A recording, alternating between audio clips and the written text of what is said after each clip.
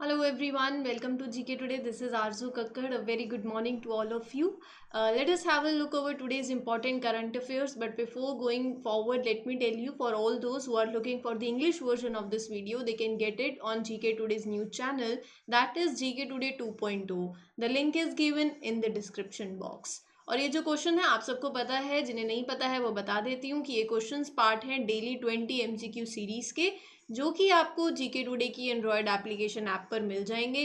More than 500 plus questions every month होते हैं। Category wise questions भी अवेलेबल हैं, तो आप रेफर कर सकते हो। पहला क्वेश्चन आप सबको दिख रहा है, काफियों ने आंसर भी इसका सोच लिया होगा। अगर सही सोचा है या गलत वो तो अब वक्त बताएगा, जो वक्त अभी आने वाला है 1 मिनट के अंदर अंदर।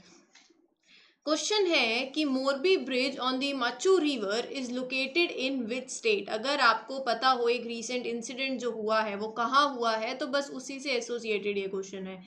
तो मोरबी ब्रिज जो है कौन सी रिवर पर है, कल को ऐसे भी क्वेश्चन पूछा जा सकता है, ये कहाँ पर लोकेटेड है, कौन सी स्टेट में है, तो वो आंसर है गुजरात। ऑप्शन बी इस क्वेश्चन का सही आंसर है। ये आप ब्रिज देख रहे हो, तो बस यही ब्रिज पे एक इंसिडेंस हुआ है, ठीक है। तो इसके नीचे जिस पे ब्रिज है, नीचे है माचू रिवर। मैं उस रिवर को भी आपको मैप में दिखाऊंगी, लेकिन हाल ही अभी गुजरात के अंदर ये एक इंसिडेंट हुआ जहां पर 140 लोगों की जान गई, जिसमें से 40 वुमेन थी, 34 चिल्ड्रंस थे। They were killed because of this collapse.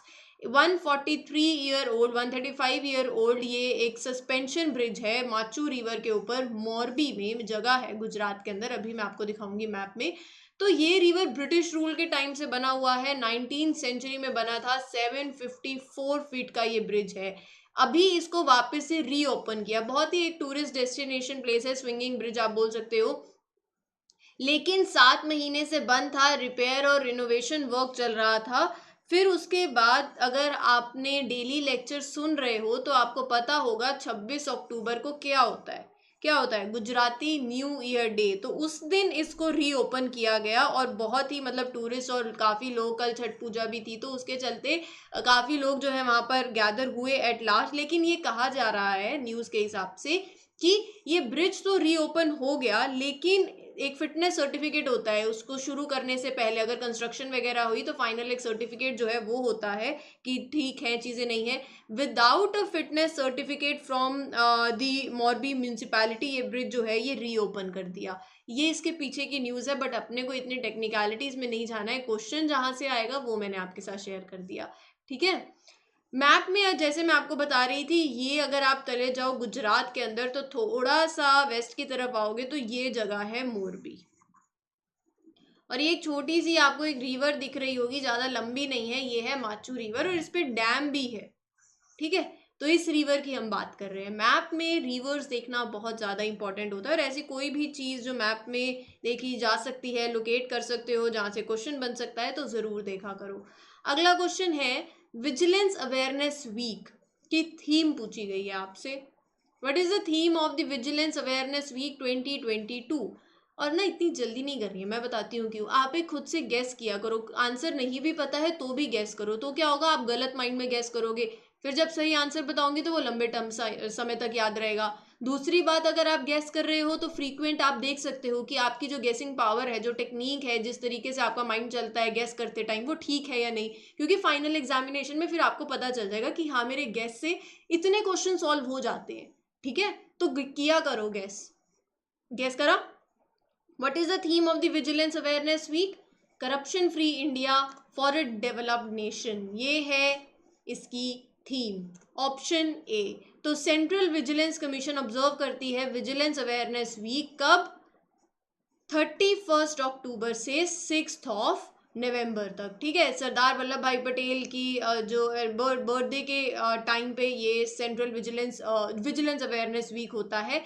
Theme मैंने आपको बता दी, करप्शन फ्री इंडिया जो हम चाहते हैं फॉर अ डेवलप नेशन, इसी पे ही फोकस है। पहले 3 मंथ का कैंपेन होता था जो कि vigilance initiatives, preventive vigilance initiatives, basically उसको हाईलाइट करता था वो campaign as the focus area. अभी ये वीक है तो वो मैंने आपको बता दिया कब से कब तक। प्राइम मिनिस्टर ने इनॉग्रेट किया है मेज गार्डन और मियावाकी फॉरेस्ट, कौन सी स्टेट में? 4 स्टेट्स हैं आपके सामने, अगर आप देख रहे हो तो आपको बताना है कौन सी स्टेट में मेज गार्डन और मियावाकी फॉरेस्ट इनॉग्रेट हुआ है। गुजरात के अंदर। ऑप्शन ए इस क्वेश्चन का सही आंसर है। ये देखो तस्वीर यहाँ पर, ये मतलब दिख नहीं रहा होगा बट यहाँ स्टैचू ऑफ यूनिटी भी है, ठीक है, उसके पास ही। आई एम एट मेज गार्डन, कभी जाओ घूमने तो बताना। क्वेश्चन ऐसे भी आ सकता है, गुजरात में कहाँ पर? एकता नगर, ठीक है, कहीं से भी कुछ छूटना नहीं चाहिए। तो प्राइम मिनिस्टर नरेंद्र मोदी ने रिसेंटली डेडिकेट किया मीज गार्डन और मियावाकी फॉरेस्ट इन दी एकता नगर। ये जो हम बोल रहे हैं मियावाकी फॉरेस्ट, ये नाम कहाँ से आ रहा है? एक जापानीज बॉटनिस्ट हैं जिनका नाम है डॉक्टर अकीरा मियावाकी। ये बॉटनिस्ट जो है, जापानीज बॉटनिस्ट, वहाँ से इनका नाम आया है क्योंकि इन्होंने एक टेक्निक बताई कि आप सैपलिंग्स, जो प्लांट की सैपलिंग्स होती हैं, उनको बहुत ही क्लोजली जो है उनको लगाएं।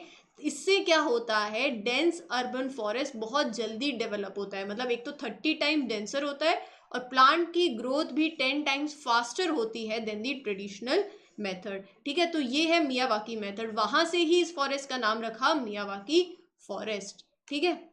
जिसको 20-30 साल लग जाते हैं वो काम जो है it will be developed in just 2 to 3 years। अगला क्वेश्चन है Ratle hydro electric project, hydro electric project जो कंस्ट्रक्ट हो रहा है वो कौन सी स्टेट या फिर यूटी के अंदर है? ये उसी प्रोजेक्ट की तस्वीर है। तो बताओ जरा फिर कहाँ पर हो रहा है ये hydro electric project construct? Jammu and Kashmir के अंदर। ऑप्शन बी इस क्वेश्चन का सही आंसर है। काफ़ी चीज़ें हैं जो इसके साथ आपको डिस्कस करनी चाहिए। हम करेंगे भी सही, कि हम ऐसे तो नहीं जाने देंगे कोई भी चीज़ को, ठीक है। तो यहाँ पर देखो, ये जो प्रोजेक्ट है ये अंडर कंस्ट्रक्शन है। कौन सी रिवर पर है? चेनाब रिवर पर है। डिस्ट्रिक्ट का नाम किश्तवाड़ डिस्ट्रिक्ट, किश्तवाड़ डिस्ट्रिक्ट आप कैसे भी इसको प्रोनाउंस कर सकते हैं। मतलब ये है कि आपको पता होना चाहिए जम्मू एंड कश्मीर के अंदर है ये। लैंडस्लाइड्स के बाद, आफ्टर द लैंडस्लाइड्स जब hit the hydro power plant, तो 4 लोग और 4 लोगों की जान गई, 15 लोग जो हैं देवर इंजर्ड। ये जो प्रोजेक्ट है ना, 2021 में सरकार ने अप्रूव किया था for the investment of 5281 crore इस प्रोजेक्ट के लिए, जो कि प्रोड्यूस करता है 850 megawatt of the electricity, basically generate कर सकता है। ये प्रोजेक्ट की कैपेसिटी है। ये इसमें it includes 133 metre tall gravity dam, मैंने अभी आपको फोटो दिखाई थी ना, 2 एडजेसेंट पावर स्टेशंस जो कि एडजेसेंट है। चेनाब रिवर पर है तो नदी देख लो, ये देखो, ये है आपकी इंडस नदी, और इंडस नदी से के नीचे रिवर्स को भी देखो कैसे है मैप में, झेलम, चेनाब, रवि, ब्यास, सतलुज। तो ब्यास नदी जो है वो तो यहीं पर ही, मतलब इंडिया के अंदर ही सतलुज को मिल जाती है। झेलम नदी है और उसके नीचे है चेनाब, तो चेनाब मिलती है झेलम को, फिर उसके बाद ये आगे चलती है झेलम तो रवि इसको ज्वाइन करती है, और फिर उसके बाद ये सतलुज और झेलम मिल जाते हैं और फाइनली ये इंडस के अंदर चली जाती है। अब दे ड्रेन इनटू दी अरेबियन सी। एक और इम्पॉर्टेंट बात है यहाँ पर, 2 इम्पॉर्टेंट बातें हैं। पहले तो चेनाब रिवर जो है मैप में देख ली तो ये जान लो कि ये कहाँ पर राइज करती है, अपर हिमालयाज में, लाहौल स्पीति डिस्ट्रिक्ट में, हिमाचल प्रदेश स्टेट की। चेनाब रिवर बनती है from the Confluence of 2 reverse, एक है चंद्र और एक है भागा। चंद्र बेसिकली ये जो रिवर्स है they are at Tandi, 8 kilometre south west of Keylong in the Lahaul and Spiti district. वहीं से ही फिर चेनाब नदी पंजाब, जम्मू एंड कश्मीर के होती हुई पाकिस्तान में एंटर करती है before flowing into the Indus river, ठीक है। तो ये हो गई बात चेनाब रिवर की। अब ना एक चीज़ और इम्पॉर्टेंट है, वो ध्यान में रख लो। ये जो प्रोजेक्ट बना है, ये हाइड्रो इलेक्ट्रिक प्रोजेक्ट, ये ऐसे जब प्रोजेक्ट होता है तो पाकिस्तान को थोड़ा इशू होता है। क्यों होता है? वो है इंडस वाटर ट्रीटी इसके पीछे। इंडस वाटर ट्रीटी के हिसाब से जो इंडिया और पाकिस्तान ने साइन करी थी 1960 के अंदर, तो बात हुई थी जो 3 रिवर्स हैं वो कौन कौन सी हैं? रवि, सतलुज और ब्यास, जिनको आप ईस्टर्न रिवर्स भी बोलते हो। ये तो इंडिया को एलोकेट कर दी एक्सक्लूसिव यूज के लिए। और 3 रिवर्स हैं वेस्टर्न रिवर्स, इंडस, झेलम और चेनाब, ऐसे याद रख सकते हो, ICJ। ये जो 3 नदियां हैं इनको ये पाकिस्तान को एलोकेट करी थी, लेकिन कि इंडिया एक्सेप्ट मतलब जैसे डोमेस्टिक वाटर्स, डोमेस्टिक यूज़ के लिए यहाँ के पानी को यूज़ कर सकता है। रन ऑफ रिवर प्रोजेक्ट्स को पे ये यूज़ हो सकता है। रन ऑफ रिवर प्रोजेक्ट मतलब वो प्रोजेक्ट जिसमें बहुत बड़े बड़े डैम नहीं बनाने हैं आपको, आप छोटा सा डैम बना सकते हैं और मतलब पानी रुकना नहीं चाहिए। आप ऐसे पानी स्टोर नहीं कर सकते, पानी बहता रहेगा, ऐसे कुछ रुकेगा नहीं पानी, ठीक है।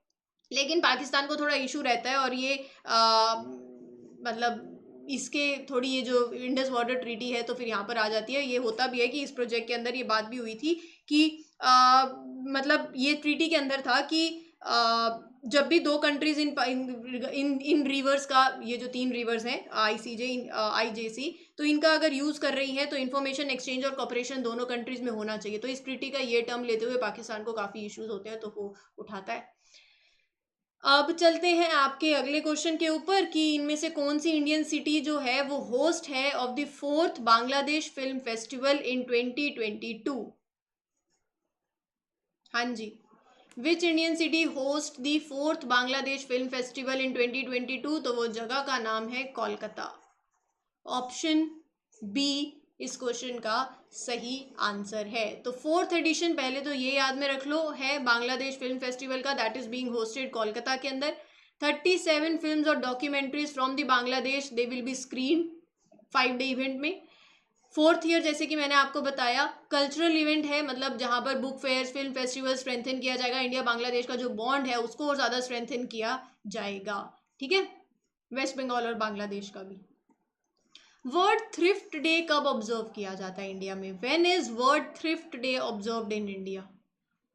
तो क्या लगता है, अक्टूबर में या फिर नवंबर में? 30th ऑफ अक्टूबर को वर्ड थ्रिफ्ट डे ऑब्जर्व किया जाता है। ऑप्शन बी इस क्वेश्चन का सही आंसर है।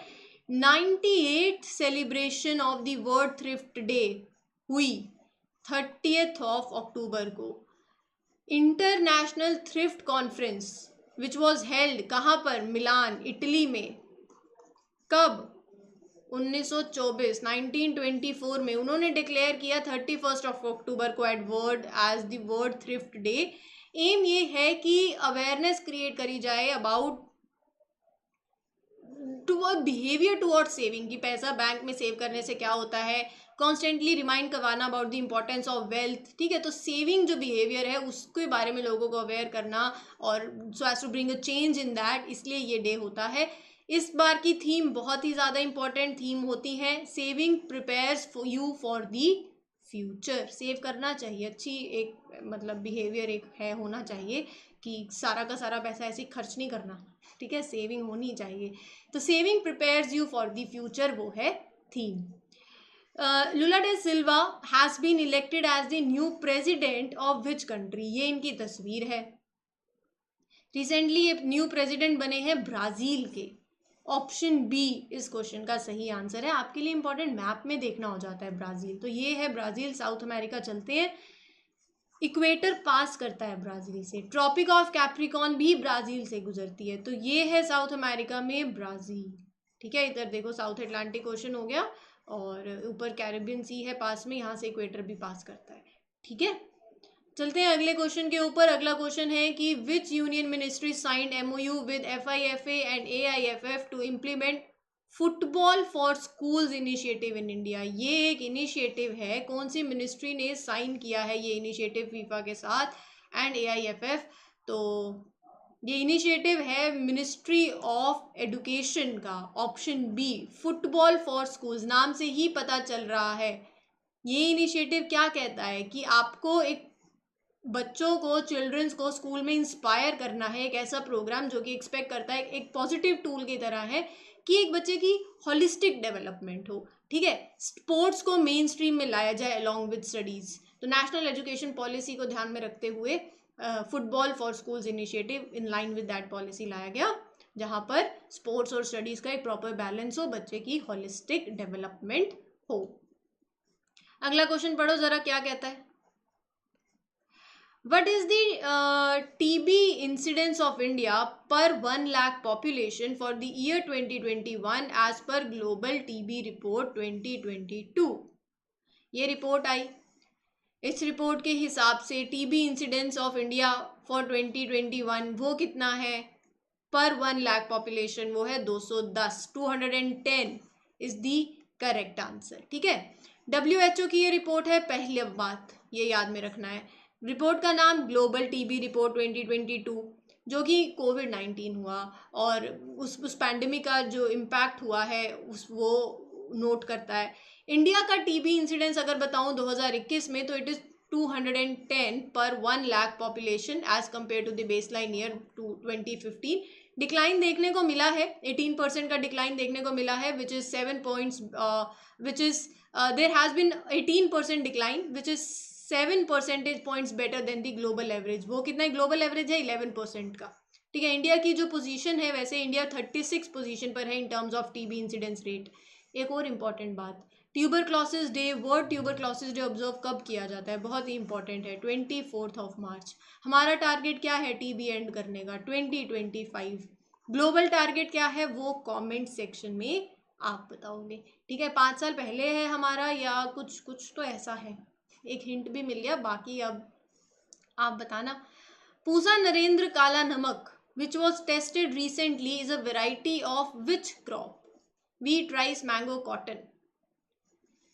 आंसर है राइस, ऑप्शन बी इस क्वेश्चन का आंसर है। लगता नहीं है, काला नमक से ऐसा लगता है कि राइस की वैरायटी, बिल्कुल ठीक है। तो राइस बेसिकली आता है क्योंकि ये जो इसका ऊपर हस्क है वो ब्लैक कलर का है, एंड नमक इसलिए टर्म आता है क्योंकि जहाँ ये ग्रो करता है वहाँ बहुत सैलिनिटी है। तेराई रीजन जो है यूपी नेपाल का, तो वहाँ पर तो 11 districts of the Terai region, वहाँ पर ये काला नमक की प्रोडक्शन होती है, राइस की प्रोडक्शन होती है, तो ये वहाँ से काला नमक आता है। ये इसको जीआई टैग भी मिला हुआ है। रिसेंटली न्यूज़ में अभी इसलिए है क्योंकि ICAR ने 2 new dwarf varieties successfully test करी हैं, वो है पूसा नरेंद्र काला नमक 1638 और पूसा नरेंद्र काला नमक 1658। ठीक है, लॉर्ड बुद्धा की तरफ से ये माना जाता है कि ये गिफ्ट भी है to the people of Shravasti. इसकी बहुत ही एक अच्छी स्ट्रॉन्ग फ्रेग्रेंस है। ठीक है, ये क्रॉप बेसिकली इसके न्यू वेराइटीज क्यों लाने पड़े, क्योंकि ये जो क्रॉप है ड्यू टू लॉजिंग कंडीशन, जहाँ पर जो प्लांट का टॉप होता है, जहाँ पर ग्रेन जब प्रोडक्शन होती है तो ग्रेन की जो डेवलपमेंट होती है तो उसकी वजह से ऊपर वाला पार्ट जो है वो हैवी हो जाता है और जो स्टेम है वो वीक हो जाती है और प्लांट गिर जाता है। ठीक है, फॉल। तो इसी चक्कर में न्यू ड्वार्फ वेराइटी जो है वो लाई and they will give double the yield, production और ज़्यादा अच्छी होगी। यहाँ आपके क्वेश्चंस जो हैं आज के करंट ओरिएंटेड वो खत्म होते हैं, लेकिन कुछ करंट ओरिएंटेड क्वेश्चन जो आपकी रिवीजन कैटेगरी से है ना, वो लेते हैं और शुरू करते हैं फिर रिवीजन कैटेगरी के क्वेश्चंस। देखते हैं पहला क्वेश्चन क्या कह रहा है। National highway excellence award were instituted to felicitate which category companies.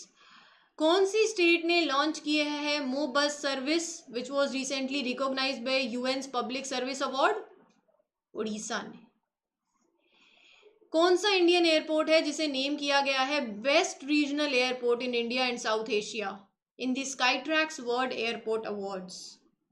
Bengaluru international airport. ठीक है, कितने districts were awarded in the awards for excellence in district skill development planning 2022? 30। उस पोर्टल का नाम बताना है that is launch for inviting nominations for various awards. राष्ट्रीय पुरस्कार portal. Who was honoured for film and television achievements at the MTV movie and TV awards 2022? नाम क्या है? Jennifer Lopez. कौन सा rural bank, which regional rural bank bagged 6 national awards from PFRDA for achievement in the enrolment of Atal pension योजना? क्या है नाम? कर्नाटका विकास ग्रामीण बैंक। कौन सी मिनिस्ट्री है which conferred Indian pharma and Indian medical devices awards 2022? Ministry of chemicals and fertilisers.